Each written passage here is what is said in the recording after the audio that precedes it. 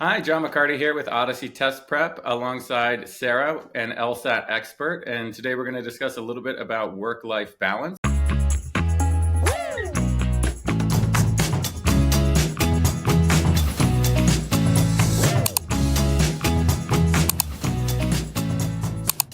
Introduce yourself and let people know a little bit about you.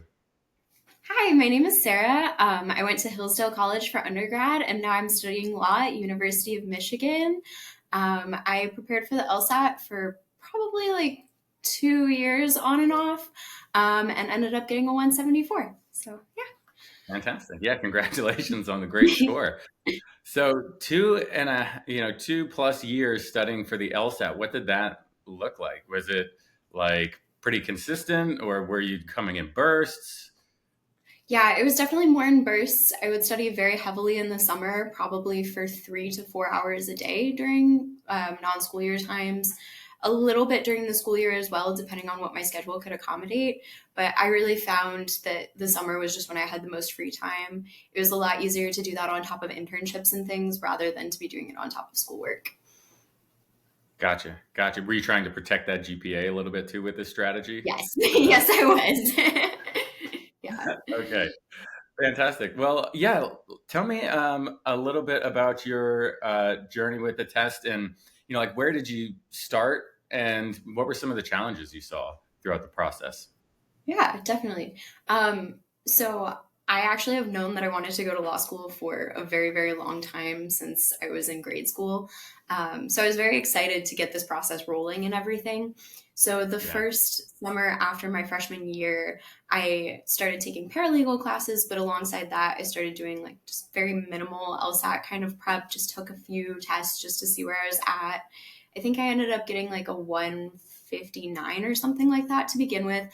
That was back though when we had two logical reasoning sections. So the test has changed a lot since I've started Hmm. studying for it. Um, and then it switched up formats. I had kind of taken a break. I ended up with a 165, I think, on my first official practice test that I took in the format that was going to be how I took it for the real one. And then Hmm. I ended up studying a lot more. I know some advice that I got because I particularly struggled with reading comp was to just read hard things because, of course, reading comp on the LSAT is definitely really, really dense passages. And so I think that just getting farther along in college, I took some history classes, some constitution classes, which were required at my school, but ended up being incredibly helpful because they had that kind of like dense legal writing. Yeah. And I think that really ended up preparing me very well. Yeah, and that advice I always have like two kinds of feelings about. Like if you get that advice like freshman year of college, it's really good advice. If you've got like 3 months till the LSAT, it's like, all right, you got to just read the reading comp passages and get after it and learn. You know? Definitely. So, but certainly if you've got your eye on this thing from freshman year or even before, make sure that your reading comprehension skills are sharpened up to the max so that you can then apply those to the LSAT. Did you find reading comp then did become a strength of yours? Obviously, you got a 174, so you must have performed pretty well on all Yeah, I think sections. reading. Uh, yeah, I personally really loved the logic games, and I'm kind of sad that they're gone now. Yeah, But I do think that reading comp definitely became more of a strength once I started reading more difficult texts as I went on my college career. I think another big thing for me with reading comp was sometimes those passages aren't really fun to read. Sometimes they're kind of yeah, boring, and yeah, honestly, just a mindset switch of telling myself before I started, you're going to learn something today that you did not know before, and that's a good yeah. thing. And instead of just being like, oh, I can't stand doing this, I wish I was doing something else, I think that ended up really helping me. Yeah, and I had a very similar thing when I was studying. It was painful to do those reading comprehension passages for a while until I changed that mindset of like, oh, because someone had told me like this is real information from real journals and stuff. This isn't just like made up. Because sometimes you get a logical reasoning question about like centaurs or something, and you're like, okay, well, this is like nonsense, but there's logic here. The reading comp is supposed to be really factual stuff. So going in with the mindset of like, oh, I can learn something really cool from this passage, uh, can help you then be interested. And then if you're interested, you're focused. And then all of a sudden, it's not so brutal to get through that content. Definitely. So and there, sometimes you hear out there like, oh, you can't improve on your reading comprehension, or like don't even work on it because there's no chance to improve it. Would you agree with that advice, or what kind of pushback would you give there? I would say that a lot of these passages, they don't read like a normal passage that you're reading. Usually, when you're reading, you're getting your thesis statement basically tells you exactly what you're going to read. Authors are really good at telling you what you're going to read and then having you read it and then telling you what you just read, but not in the LSAT. And so I would say that another big thing that really helped me through practice and repetition was diagramming kind of the passages, to just try and write Mm, out the structure, to try and figure out what each paragraph was doing and then which each sentence in that paragraph was doing. And that was something that at first I really struggled with because I couldn't diagram and still have the time that I wanted for the LSAT, like to keep my yeah. time to a minimum on each passage.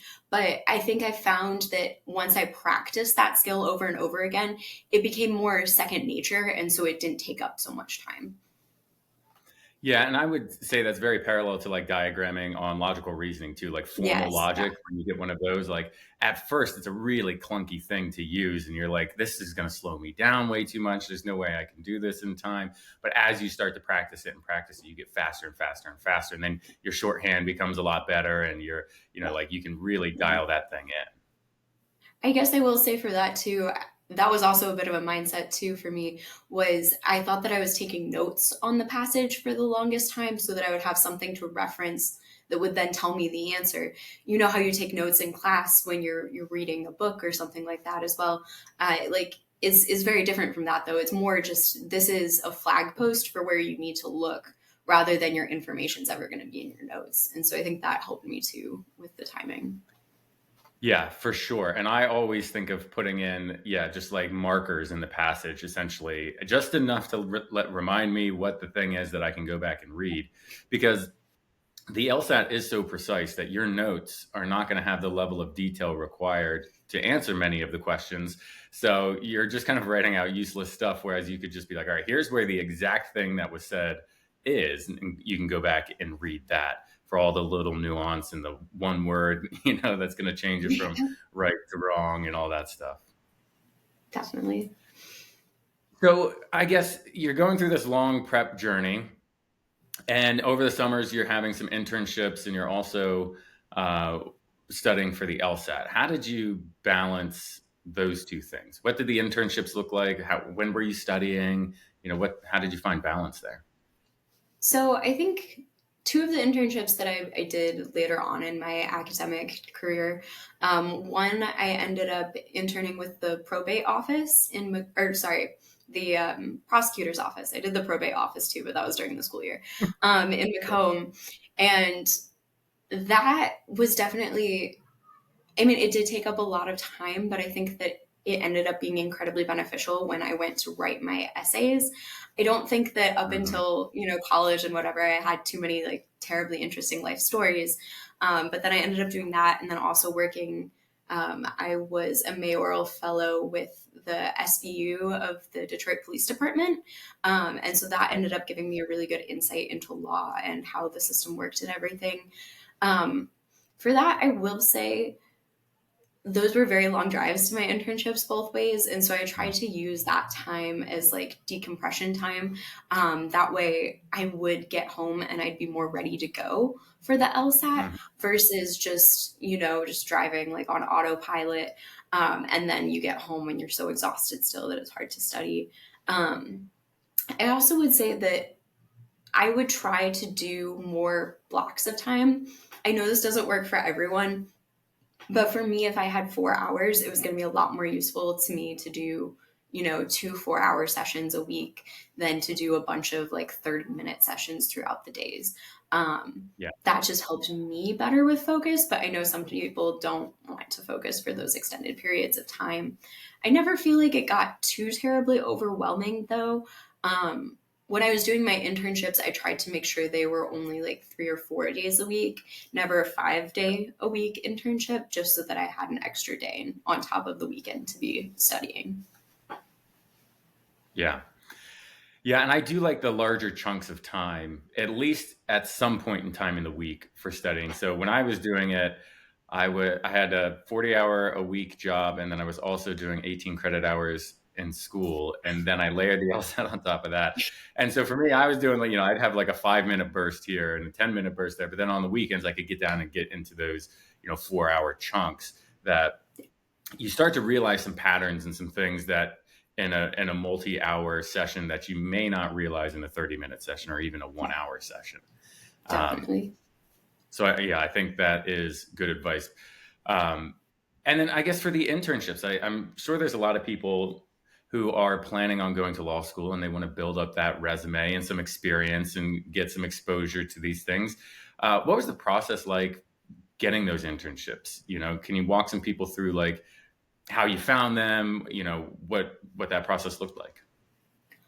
Yeah, definitely. So with my school, I was lucky enough to end up getting college credit for all of the internships that I did, which was really Oh, handy because that helped me manage my course load as well during the school year and everything. That way, I didn't have to be taking 18 credit hours. I don't think I could do that very well. Um, and so yeah, for the prosecutor's office, I thought that it would be really fun to work in criminal law. I wanted to be a prosecutor for a while there. It always seemed, it's what you see on TV, it's what you grow up with. yeah. And so it always seemed very, very interesting to me. I ended up actually just calling around to a bunch of different prosecutors' offices until I found one that would take on undergrads. Because that's definitely always the hard thing there. They're just like, oh, of course we'll take you. Like you're a 1L, right? And it's like, no, like I'm not in law school yet. Um, and so yeah, that one was a little bit more difficult. For the mayoral fellowship, that one I think I went on Indeed, and I was trying to find an internship that was paid at least because I thought that would be really good, even if it wasn't quite in my wheelhouse of law. Yeah. That one in particular, I think what really helped me was I'm a psychology major, and they really liked that. And so I just think that something that kind of combines your major with your law pursuits, that's always a really great thing. People are a lot more likely to hire you and to look at you if you have some kind of experience and you have some kind of know-how in what you're doing. And of course, most of us don't have any legal know-how yet. So I think that Right. was really helpful. And then the last one that I ended up doing during the school year with the probate office, I ended up finding just through my school because technically it counted for a psychology credit, as well as being a great legal experience. All right. Well, it sounds like you had a plan going into this Yeah. thing. You should be an undergraduate advisor on how to set that up into law school. That's fantastic. But I love that there's no magic in the way that you got these cool internships or these great experiences. You called around, you got on the jobs boards, you looked at what your school was offering and how you could double these up for credits and where your strengths were and how that could fit into a potential internship. Um, so yeah, that's really cool. Yeah. During your studying, did you rely mostly on like self-study books? Did you go for like online resources? Did you have a tutor? Did you get a study group together? Give me some insights there. Yeah, so for mine, it was mostly just on my own. I used Khan for the first while, and I think that that's a really great tool when you're first starting out. I know they've switched it around a little bit now, They rolled it but I thought into that, Law Hub Advantage mostly at this yeah, point. yeah, Yeah. yeah. So I thought that was really good. I liked doing the questions when you get instant feedback. I think that was really helpful for me. Just coming from a psychology background, I know some research has shown that that is very helpful with testing, especially I thought on logical reasoning. If you immediately knew whether you were right or wrong, that Mhm. was really helpful for me instead of waiting until I finished the whole test. So I would check those immediately. And then let's see, what did I do after that? I ended up using Seven Sage a little bit as well. I think I met with two or three tutors, but I never had more than one or two sessions with them. That was just because I think I was a lot farther along into my LSAT, like into what I was working on. I was still hitting into the 170s at that point, and I just wanted to get higher into the 170s. And I think that a Yeah. lot of the tutors out there, that's what I really like about Odyssey, is that you guys have very strict like cutoff points. You only hire tutors who have scored very, very well. And I think that that's Yeah. especially helpful. And I wish I would have had that when I was taking the LSAT, just because it's a very different mindset when you're trying to get someone from like a 150 to a 165 versus when you're trying Yeah. to get someone from like a 168, 170 to like a 175. So Yeah. yeah, I think that that would have been really helpful. I ended up mostly just doing a lot of self study and watching YouTube videos and stuff for answers and how you do all the questions. Fantastic. Yeah. So I guess if you had to estimate your total budget on LSAT prep materials, how much do you think you invested?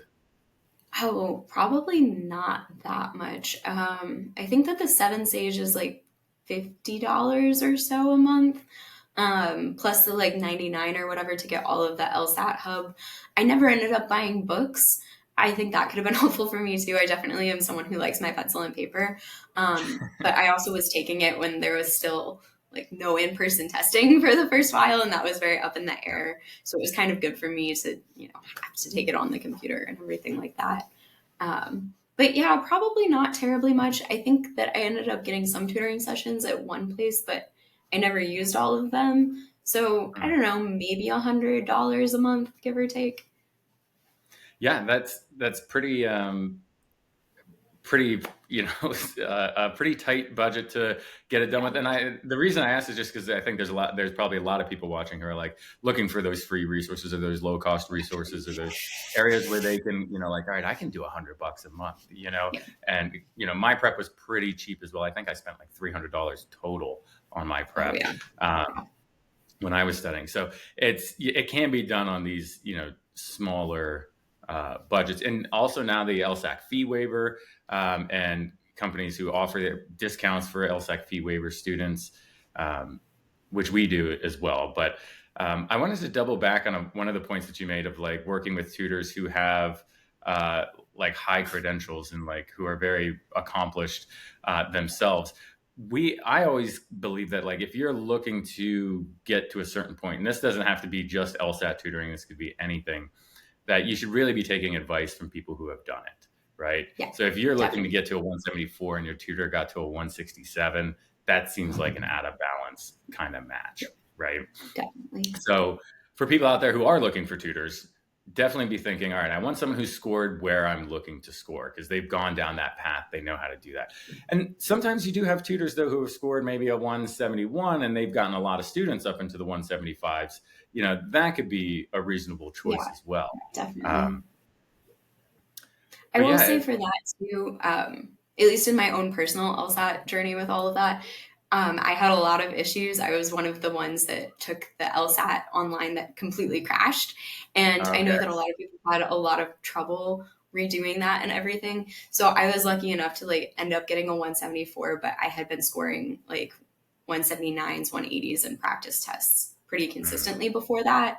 It just, Yeah. I definitely do understand that sometimes the actual test can throw you off your game as well once certain things go wrong in the tech world. So, Yeah, and the period of time when you were studying for the test is pretty interesting with all of the changes that kind of happened during that time frame. yeah. You had to pivot, I'm sure, how what your prep looked like. Were you like constantly keeping up with LSAT news during that time to make sure, or um, Oh, yes. Definitely. Yeah, I ended up having to take my final like LSAT test during the school year, which was something I really didn't want in the beginning. I yeah, had it all timed out, so I'd take my LSAT on like August 15th or whatever, right before I went back, and then their whole system just went down. And there's unpredictable things like that. So I did end up having to take it at school. My school is really accommodating though, and I will say if that ever happens to anyone, like reach out to your career service advisors and everything. They made sure that I had a quiet place with great Wi-Fi and everything to take it, which was really, really awesome. Sometimes dorms are not the most conducive to testing. So, yeah. yeah, absolutely. And that is one of the things that people, talk about is like, all right, where am I going to find this quiet space? Now you can go in person to the testing centers Yeah. in most locations. But back when it was like you have to take it from home, people were like, leaving college and going back home, so they had like a quiet space to take the Yeah, test. definitely. Um, so yeah, that was a lot of changes in a short amount of time for the LSAT that you got to experience. That most people usually it's they know what the deal is, they study for that test and they do it. Um, and I do think the pace of changes should slow now. I think the LSAT is kind of Hopefully, settling in yes. for a little while. Um, yeah. So I guess if you had like a tip for people who are studying for the test, one thing that they could do to, um, make sure that they're on the right track, what would you tell them? Um, I think my biggest tip is blind review. That was definitely something that helped me a lot. So, for anyone who doesn't know, that's basically when you go through, you take a full length LSAT, you don't score it, you don't know what your score is, you put it down, go have lunch, take a break, come back, and then go through each of the questions untimed before you end up scoring it and see if you can fix your mistakes. I think that was really, really helpful for me. And I think that helped me get on the right track and show me, even when I wasn't doing as well on the test as I would like, a lot of times I'd be doing a lot better on blind review. And that helped show me that like I could do it. I just needed to do it faster. So, Yeah. Yeah, and I think that's an important thing that, if you have a huge disparity between your time test and your blind review, that you have timing issues, that you're trying to go too fast, that you got to find some ways to cut down some time in certain areas. If those two things are really tightly close to each other, then you're going at a good pace. You just need to learn more of the concepts and be able to implement them.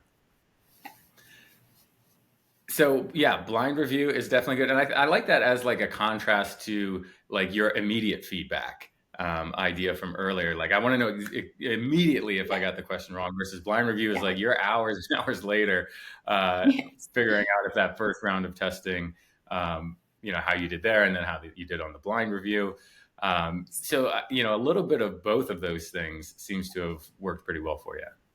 Yeah, I definitely would use when I was doing short bursts, when I only had 15 or so minutes to study, I would do the instant feedback ones a lot more because then I didn't have to sit for a whole section. I only ever did blind review when I was sitting for a full section. I'm sure you guys can do it differently though, but I found that to be most helpful. Yeah, blind review does take some time. That's my only critique of it. Um, so I've always had like mixed feelings about blind review as well. I think if you're studying on your own, it's a really impactful way to do things, but I think it is also like takes a ton of time, and that time Yeah, could be maybe better utilized in different ways. So if you have someone who you're studying with, like a study buddy or a tutor who can help explain some of the stuff to you, well, I think you can get a little more efficiency that way, as definitely. opposed to the blind review. Yeah. But if you are by yourself, you should be blind reviewing at least Yeah. portions of Yes, it. definitely. For sure.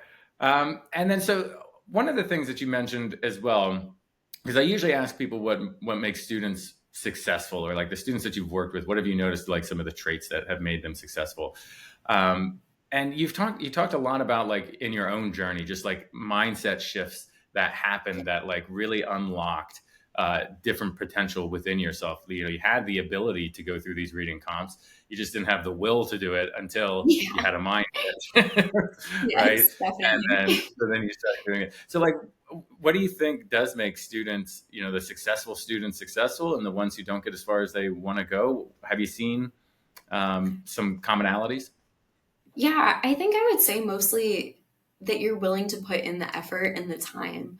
I think a lot of times students don't realize, like, they think once they hire a tutor, it's going to be easier, but we're still going to give you homework and you still have to like put in that work on your own as well. That way Yeah. you can have questions to bring us when like, the tutoring ultimately happens.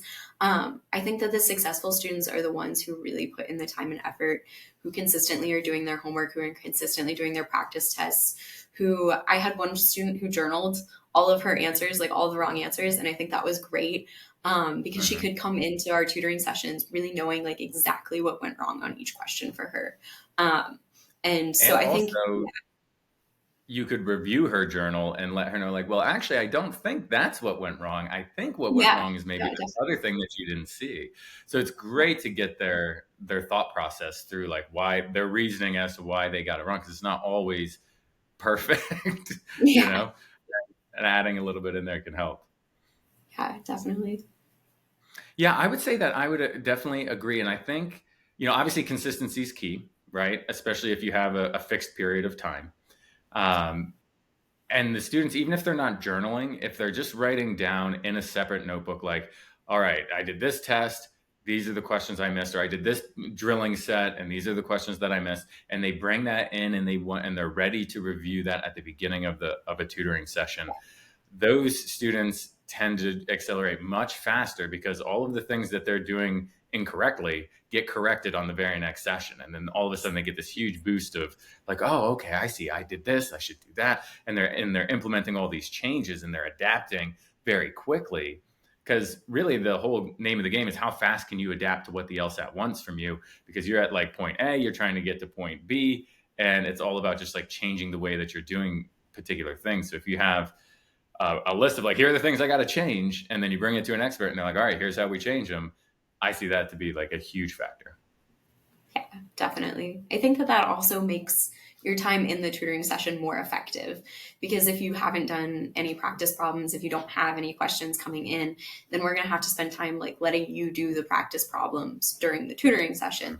And that always takes a lot more time. And that's not the best use of like the time that you're paying for. So definitely. Yeah. And that's back to efficiency. You know what I mean? Like you want to be as efficient with your prep as you possibly can. It's not always about doing, massive quantities of things. It's about how can you do things as efficiently as possible for the learning process. And so coming in prepared with a lot of work that you've done is really, really good. Coming in prepared with, maybe a smaller amount of work that you've done is also pretty good. Yes, But definitely. doing a bunch of work, yeah, doing a bunch of work and having not coming into a session prepared is usually not great. Yes, So quality over quantity, I think, is where I'm trying to get to. definitely. So yeah, well, it's been great chatting with you. I really appreciate you coming on and giving Of some of your course. experience and advice to our audience. And yeah, I really look forward to doing this again with you. Great. Thank you so much for having me. All right. Thank you, Sarah.